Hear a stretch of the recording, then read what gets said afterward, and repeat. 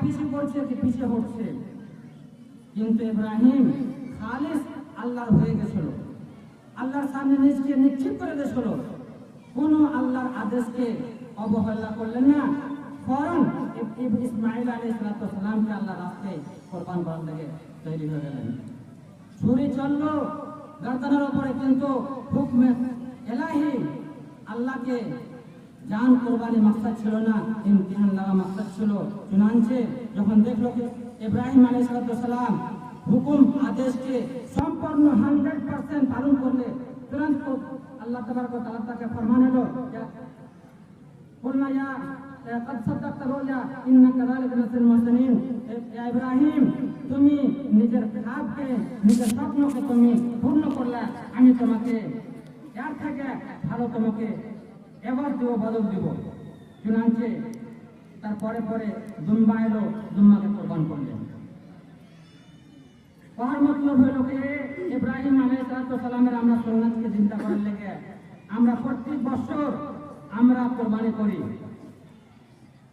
1 লাখ 2 লাখ লক্ষ লক্ষ কোটি কোটি জানবার কোরবান হয়। কিছু বিরোধী লোক বলে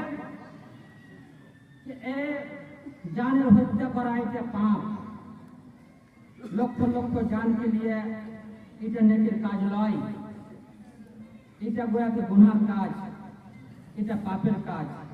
যারা বিরোধীরা বলে গুনার কাজ বলে, কিন্তু এই গুনার কাজ নয়। একটা নবীর সুন্নাতকে জিন্দা করা, যে নবী কে শুরু থেকে লেগে মত পর্যন্ত আমাকে হেদায়েত দিয়েছে, আমার রহনুমাই করেছে, কোনটা নেকি কোনটা গুনাহ, কোনটা ভালো কোনটা খারাপ, কোনটা হালাল কোনটা জায়েজ।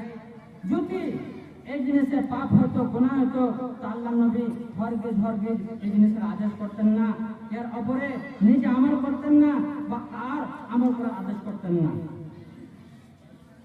এই কোরবানির জায়গাতে যদি মাল খরচ করে নেকি হতো, তা আল্লাহ নবীর যুগে বড় বড় ধনী ছিলেন, বড় বড় মালদার ছিলেন, তাকে বলতো, আল্লাহ নবী বলতেন, কে তুমি কোরবানি করিয়ান না, তুমি কোরবানির জায়গাতে তুমি মাল আল্লাহর রাস্তায় খরচ করে দাও, তুমি গরিব গরবাকে তুমি মাল দিয়ে দাও, তাতে তোমার কোরবানি হয়ে যাবে। কিন্তু আপনি বলেননি, সাদকার জায়গায় সাদকা করতে বলেছেন, মাল খরচ করার জায়গাতে মাল খরচ করার লেগে বলেছেন, কিন্তু যেখানে কোরবানি করার জায়গা সেখানে কোরবানি করতে বলেছেন। কোরবানি করতে মান ওয়াজাদা সাআতান ফালাম ইয়াজাহি ফালা তাবান্না মাসাল্লানা।